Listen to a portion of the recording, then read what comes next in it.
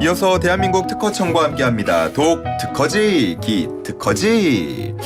뉴스에서 종종 볼 수 있는 영업 비밀을 둘러싼 분쟁, 음식 레시피도 있고요, 첨단 기술도 있고요. 종류가 굉장히 다양한데 영업 비밀이란 게 무엇이고 또 특허와는 어떻게 다른 건지, 어떻게 지키고 활용해야 현명한 건지 궁금증을 풀어줄 분을 모셨습니다. 특허청 영업비밀보호센터의 윤웅섭 책임님 모시겠습니다. 안녕하십니까? 예, 안녕하세요. 네, 자기소개 먼저 부탁드릴게요. 예, 안녕하세요. 저는 한국지식재산보호 영업비밀보호센터에서 근무하고 있는 윤웅섭 책임입니다. 영업비밀이라고 하면 보통 친구들 사이나 이렇게 해서 야, 이거 내 영업비밀이야, 말하지 마, 말 못해, 이런 얘기를 줄곧 하곤 하는데 이게 보호센터가 따로 있네요. 예, 보통 기업에서 영업비밀이 유출되면 그 부정경쟁 방지 및 영업비밀 보호에 관한 법률을 통해서 법적 보호를 받을 수 있는데 해당 법률의 소관부처가 특허청입니다. 그래서 특허청에서는 2012년도부터 영업비밀보호센터를 개소하고 기업들의 영업비밀 보호를 위해서 각종 지원 사업을 제공하고 있습니다. 저는 여러 사업들 중에 그 영업비밀 보호와 관련된 컨설팅 기획 및 운영 관리 업무를 담당하고 있고 수년간 기업 현장에서 컨설팅 전문가로도 활동하고 있습니다. 그래서 지금까지 대략 270여 개 기업들을 대상으로 영업비밀 보호 컨설팅을 진행한 바가 있습니다. 컨설팅을 진행하려고 하면 그 영업비밀들을 그러면 책임님은 다 알고 계세요? 사전에 대략 뉴스 기사나 특허나 이런 거 내용 통해서 파악은 하고 하는데 기업 내부 사정들은 그거는 말 안 현장에 해주나요? 가서 듣고 그 대신 외부에 절대 발설하지는 않습니다. 그 입이 간지러워서 어떡합니까? 계속 저희 업이 그러다 보니까. 예. 영업 비밀이라는 게 제 입장에서는 굉장히 좀 모호한 개념으로 느껴져서 이게 어떤 개념이고 왜 중요한지도 설명을 해주시면 좋을 것 같아요. 예, 영업비밀은 기업이 시장에서 경쟁상 우위를 확보하기 위해서 스스로 개발하고 비밀리에 보유한 기술 정보나 경영 정보를 말합니다. 보통 대표적인 기술 정보 경우에는 설계도나 실험 데이터, 물질의 배합 방법이라든지 생산 및 제조 공정 등의 이제 정보가 있고요. 경영 정보의 경우에는 그 사업 계획서나 제안서, 단가, 그리고 고객 리스트, 원가 분석 자료 등의 이제 정보가 있는데 만약 기업에서 이렇게 어렵게 개발하고 축적한 정보가 외부로 유출될 경우에는 기업 운영상 이제 리스크로 작용하게 되고 이건 이제 기업의 이미지나 훼손 아니면 직접적인 매출 감소로도 이어질 수 있기 때문에 중요하다고 할 수 있습니다. 그렇군요. 보통 우리가 무슨 원조집 이런 데 가면 이 맛의 비밀이 뭡니까? 이런 식으로 물어보기도 하잖아요. 이런 정말 음식 레시피 같은 것도 영업 비밀이 될 수 있는 거예요? 네, 맞습니다. 예. 그렇군요. 이게 그러면 특허랑은 좀 다른 개념인 건가요? 예, 기술 정보의 경우에는 사실 특허로도 보호할 수 있고 아니면 이제 영업 비밀로도 보호할 수 있는 반면에 이제 특허 대상이 되지 않는 아까 제안서나 이런 경영 정보 같은 경우에는 영업 비밀로서 이제 보호가 필요합니다. 그리고 특허는 기본적으로 이제 출원하고 나서 1년 6개월에 공개가 되기 때문에 이제 공개 정보에 해당한다고 할 수 있습니다. 근데 이에 비해 영업 비밀은 이제 비공개 정보이고 공개가 될 경우는 더 이상 영업 비밀이 아니게 됩니다. 그쵸? 따라서 기업 임직원이나 아니면 업무 관련자 등이 이제 해당 정보에 대한 접근 권한이 있다 할 경우에는 이제 영업 비밀 정보를 활용할 수 있게 됩니다. 그렇군요. 책임님, 그 영업 비밀로 보호할 때 그리고 특허로 보호할 때 이게 어떤 차이를 갖는 건가요? 특허는 기술을 공개하는 조건으로 이제 설정 등록일부터 출원일 후에 20년간 해당 기술에 대한 이제 독점권을 가지게 됩니다. 따라서 법에 의한 이제 배타적 독점권이 보장이 되는 거고 권리 행사가 이 영업 비밀에 비해서 용이하다는 장점이 있습니다. 다만 기술이 공개되기 때문에 제3자에 의한 모방 또는 역설계 아니면 개량 발명이 가능하다는 단점이 있습니다. 살짝 바꿔가지고. 이와 비교해서 영업비밀은 이제 기간에 제한 없이 비공개 상태로 보호가 가능하고 그리고 보호 대상의 범위가 특허보다는 포괄적입니다.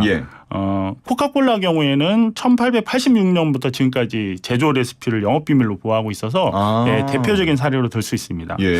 다만 영업비밀이 이제 특허와 같이 독점권이 아니기 때문에 별도 영업비밀 관리 또는 이제 보안 관리가 수반되어야 하고 만약 비밀 관리에 실패한 경우에는 분쟁이 발생하게 되면 권리 행사가 어렵다는 단점이 있습니다. 그렇군요. 저도 애틀랜타에 있는 코카콜라 박물관을 간 적이 있는데 가보셨습니까 혹시? 안 가봤습니다. 거기 가면 이렇게 시작해요. 야, 코카콜라의 대단한 맛의 비결을 알아? 이러면서 시작을 하거든요. 예. 입구부터.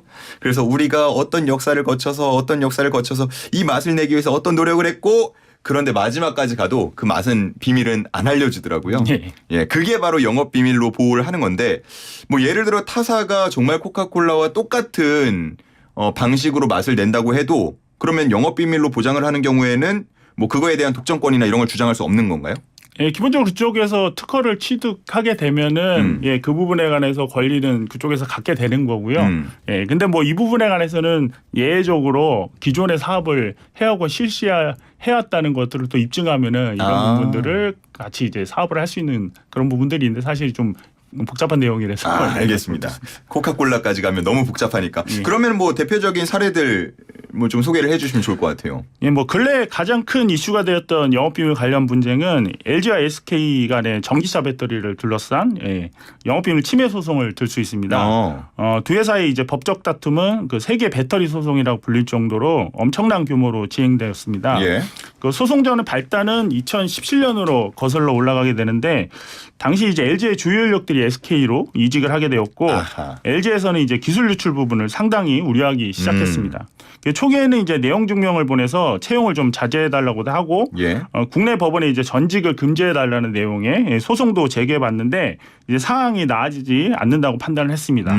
결국 LG는 이제 미국의 국제무역위원회 즉 ITC에 SK를 영업비밀 침해로 제소하기에 이릅니다. 미국 ITC는 SK의 그 영업비밀 침해를 인정하는 판결을 내렸는데 그 협상 과정이 순탄치 않다가 최근 2조 원이라는 거액의 합의금으로 종결이 된 바 있습니다.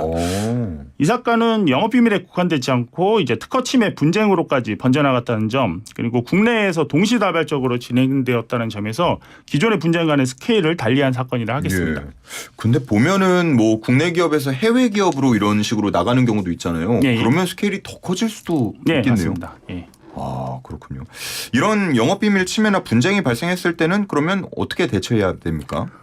일단 영업비밀 유출이 의심이 되는 상황에 오면 일단 가능한 빠르게 영업비밀 침해 사실을 증명할 수 있는 증거 수집에 착수해야 합니다. 증거 수집. 예. 가령 퇴사자가 이제 발생했는데 영업비밀 유출이 의심이 되면 퇴사자가 사용하는 PC라던가 아니면 정보 저장 매체를 그대로 입수해서 해당 정보가 이제 훼손되지 않도록 보관한 뒤에 추후 디지털 포렌식을 통해서 침해 사실 관련 증거를 확보하는 등의 방법이 있을 겁니다. 이게 빼갔는지 안 빼갔는지 이런 것도 다 나오나 보죠? 예, 그렇습니다. 어허.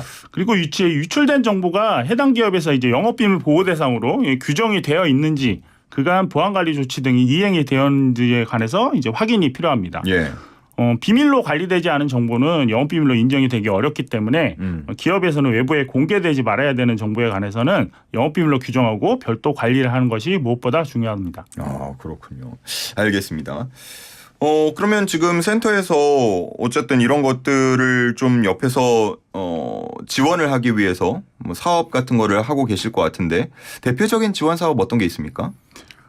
영업비밀 관리 체계 기초 컨설팅입니다. 이제 기업이 영업비밀 보호 관리 체계 이제 문제점을 파악을 하고 좀 개선을 해나갈 수 있게 영업비밀 보호 전문가가 영업비밀 관리 현황을 좀 진단을 하고 해당 기업 수준에서 이제 실현 가능한 업무상 관리 방안을 제시합니다. 지원 대상은 중소기업이고 비용 무료입니다. 신청 방법은 저희 영업비밀보호센터 홈페이지에서 지원 사업 안내를 클릭하시고 신청 접수 창구 들어오시면은 각종 지원 사업들을 온라인으로 바로 신청할 수 있습니다. 알겠습니다. 자, 여기까지 들어보았고요. 끝으로 전하시고 싶은 말씀이 있다면요?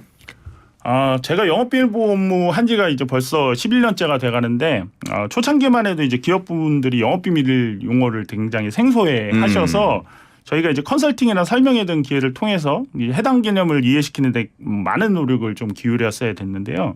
지금은 이제 국가 간에 뭐 반도체나 배터리 등 이런 기술 유출 사건이 크게 다뤄지고 이제 언론에도 많이 등장하다 보니까 기업분들의 이해도가 이제 많이 높아졌습니다. 그래서 최근 몇 년간 저희 센터에서 제공하고 있는 그 지원 사업의 신청 건수도 이제 대폭 증가해서 기쁘게 생각하고 있습니다. 앞으로도 기업분들의 많은 관심 부탁드리겠습니다. 알겠습니다. 오늘 여기까지 들어보겠습니다. 특허청의 영업비밀 보호센터 윤웅섭 책임이었습니다. 고맙습니다. 네, 감사합니다.